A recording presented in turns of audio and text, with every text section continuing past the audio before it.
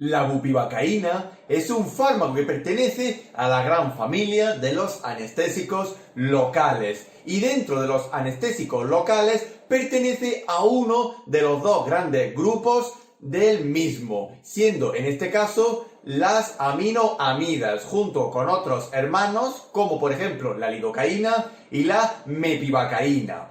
Aquí podemos observar la estructura química de la bupivacaína, donde podemos observar el grupo amida característico de los anestésicos del tipo aminoamidas.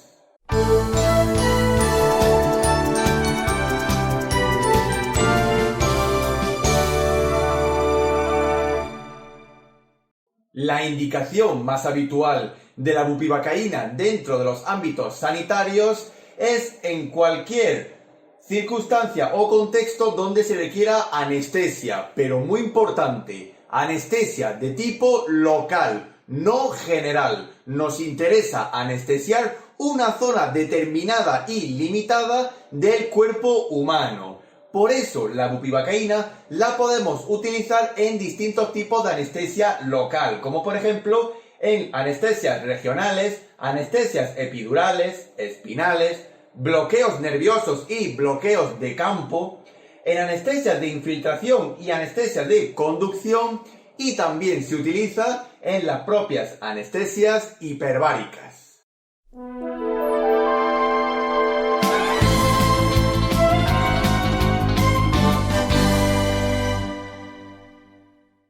La bupivacaína tiene ciertas contraindicaciones y precauciones que deberemos de tener muy en cuenta y siempre recordarlas cuando vayamos a utilizar la bupivacaína. Esta misma está contraindicada en la propia alergia a anestésicos del tipo amidas, en situaciones de cardiopatías específicas como por ejemplo en los bloqueos auriculoventriculares, en las insuficiencias cardíacas y en los shocks tanto cardiogénicos como hipovolémicos.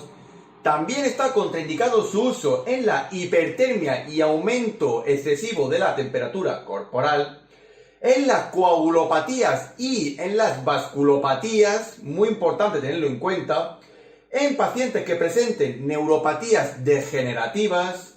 También la evitaremos utilizar en las infecciones nerviosas, como por ejemplo en las meningitis y en las sepsis generales, en pacientes que sufren anemias, como por ejemplo la anemia perniciosa, y en episodios de alteración de la tensión arterial, como por ejemplo en la hipertensión y en la hipotensión arterial. Y también muy importante recordar que la bupivacaína está totalmente contraindicada en cualquier tipo de anestesia endovenosa, es decir, la bupivacaína nunca se debe administrar en el torrente sanguíneo, por eso está contraindicada en las anestesias de tipo endovenosas, como por ejemplo en los bloqueos de Bayer. También debemos de tener ciertas precauciones con la bupivacaína, como por ejemplo en la insuficiencia hepática y o renal, en la presencia de vasculopatías y arteriosclerosis debido al carácter lipofílico o lipófilo de la bupivacaína, en las neuropatías diabéticas y, muy importante, recordar y tener en cuenta siempre que la bupivacaína utilizaremos la menor dosis efectiva. Hay que evitar sobredosificar al paciente. Siempre hay que monitorizar la función, debido a que la bupivacaína es un fármaco cardiotóxico. Por supuesto, no se utilizará en infecciones de la zona que vayamos a anestesiar. Si por ejemplo el paciente tiene una infección en la mano, no utilizaremos la bupivacaína para anestesiar la zona regional de la mano. Y finalmente decir que cualquier vía de administración que utilicemos siempre será de tipo lenta y administrando la bupivacaína desde distintos planos diversos, siempre aspirando para saber si hemos pinchado o puncionado una zona venosa o arterial.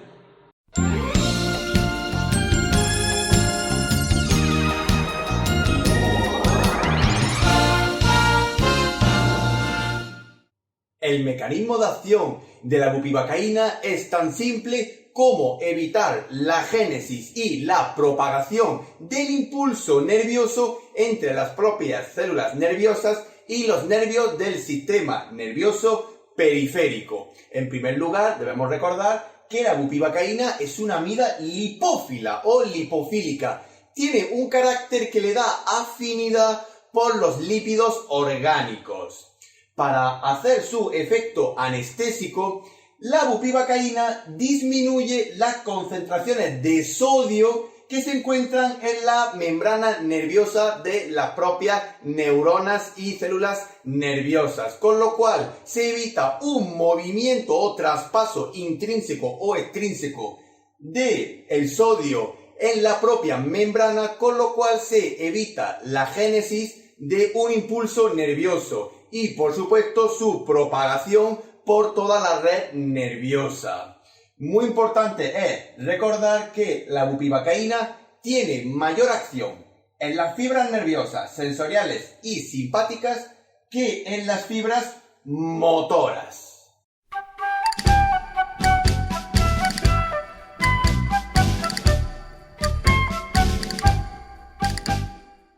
Las vías de administración más usuales de la bupivacaína suele ser cualquier tipo de vía parenteral, pero siempre a excepción de la vía intravenosa o endovenosa. Por ejemplo, podemos utilizar la bupivacaína por vía intramuscular o por vía subcutánea, por ejemplo, para las suturas y cierres de la piel. También podemos utilizarla de forma intracutánea, intraarticular, como por ejemplo en las infiltraciones. La podemos utilizar en la vía epidural, en la vía perineural, quiere decir puncionando un nervio propiamente dicho, y podemos utilizar también en la vía periostial.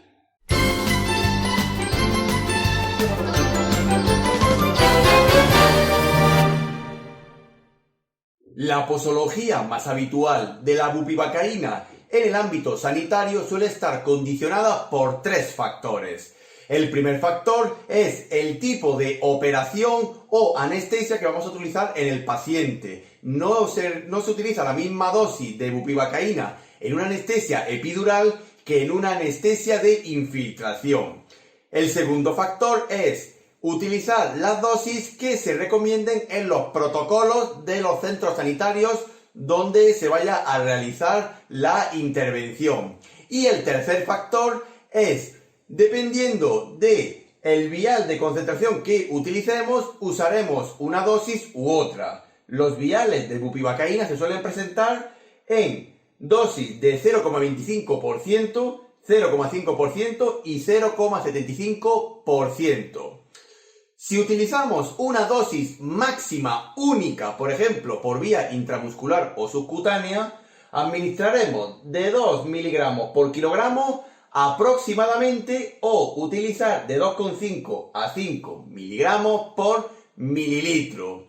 Si vamos analizando cada una de las intervenciones en anestesia donde más se suele utilizar la bupivacaína, encontramos que en la anestesia por infiltración local utilizaremos 225 miligramos o 175 miligramos, dependiendo de si utilizamos una combinación con epinefrina o adrenalina. Si utilizamos la combinación con adrenalina, utilizaremos mayor dosis, mientras que si no utilizamos la combinación con adrenalina, utilizaremos una dosis menor. Si nos pasamos a una anestesia en el bloqueo sacro, utilizaremos una cantidad de volumen fijo entre 15 a 30 mililitros, pero dependiendo de la concentración puede variar. Al 0,5% utilizaremos aproximadamente en equivalencia de 75 a 150 miligramos en 15 o 30 mililitros. Por el contrario, si utilizamos la mitad de concentración al 0,25%, aproximadamente supone de 37,5 a 75 miligramos en 15 a 30 mililitros. Si nos pasamos al ámbito obstétrico ginecológico, por ejemplo, en los partos, si son de tipo natural vaginal, utilizaremos 1,2 mililitros al 0,5%, que equivale a unos 6 miligramos. Si por el contrario utilizamos la bupivacaína en las cesáreas, utilizaremos de 1,5 a 2 mililitros al 0,5%, que equivale a 7,5 a 10 miligramos. Si utilizamos la bupivacaína en ámbito de anestesia epidural, si queremos conseguir una anestesia epidural parcial, utilizaremos de 10 a 20 mililitros del 0,25%, que equivale a 25 a 50 miligramos. Si queremos una anestesia epidural total, utilizaremos de 10 a 20 mililitros entre el 0,5 y el 0,75%, que equivale de 50 a 100 miligramos o de 75 a 150 miligramos. Si nos pasamos a realizar bloqueos nerviosos regionales o bloqueos de campo, utilizaremos una dosis de 5 a 37,5 mililitros al 0,5%, que equivale a 25 hasta 175 miligramos. Y podemos bajar la dosis de 5 a 70 mililitros al 0,25%, lo cual equivale a unos 12,5 hasta 175 miligramos, pudiendo seguir administrando esta dosis cada 3 horas. Si queremos utilizar un bloqueo nervioso simpático, utilizaremos de 20 a 50 mililitros de 0,25%, que equivale entre 50 a 125 miligramos de bupivacaína. Y esta dosis se puede repetir a las 3 horas en caso de que se alargue la intervención quirúrgica. Y finalmente, si hablamos de una anestesia espinal o de tipo hiperbárica, utilizaremos para intervenciones de los miembros inferiores y el periné de 1,5 a 2 mililitros del 0,5%, que equivale a 7,5 hasta 10 miligramos. Si utilizamos la bupivacaína en anestesia espinal del abdomen inferior, utilizaremos de 2,4 mililitros al 0,5%, que equivale a unos 12 miligramos. Y por último, si utilizamos la bupivacaína en la anestesia espinal para intervenciones de tipo ortopédicas y de traumatología, podemos utilizar 3 mililitros al 0,5%, lo cual equivale a 15 miligramos.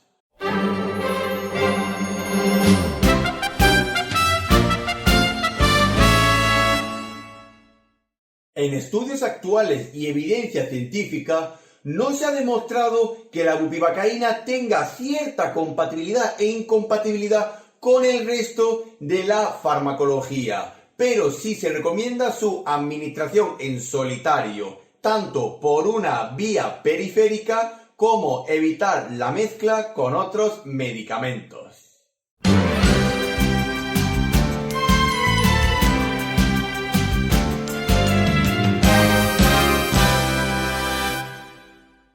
Utilizada de forma correcta y segura tanto en su administración como en la dosis, la bupivacaína suele ser un fármaco muy seguro y que no presenta efectos adversos, pero sí se han documentado ciertos síntomas que se deben de tener en cuenta por si apareciesen durante el transcurso de la intervención quirúrgica o del manejo de la bupivacaína.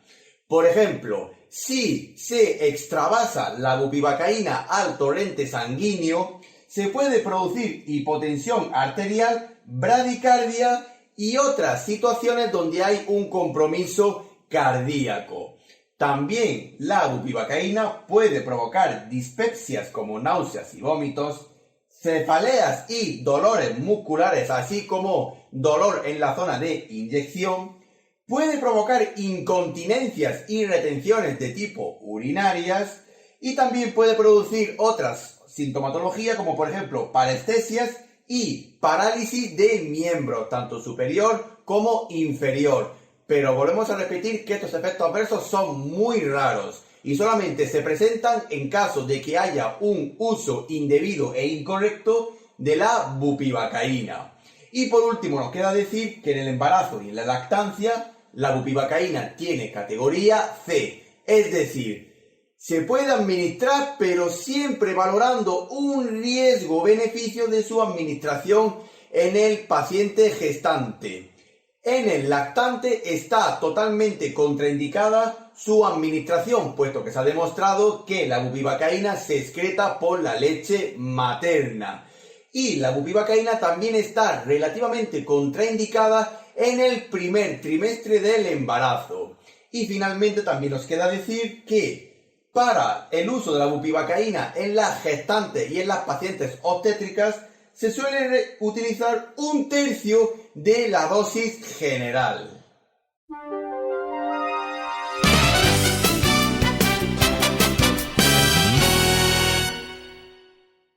Nos queda decir ciertas cosas referentes a la bupivacaína que son muy importantes. La primera es que debemos siempre tener en cuenta la vía de administración que utilizamos de la bupivacaína. Siempre recordando que la bupivacaína no se puede administrar por vía intravenosa o endovenosa debido al alto potencial cardiotóxico que tiene la bupivacaína. Después tenemos que recordar siempre la dosis y concentración que nos trae el vial que vayamos a utilizar de bupivacaína, que puede ser del 0,25%, 0,5% y 0,75%. Y al final nos queda decir que la bupivacaína es un fármaco que no se ha demostrado ni hay estudios de su uso en diálisis, tanto en las técnicas continuas de reemplazo renal actuales como en las convencionales, por lo cual se limitará su uso en pacientes dializados.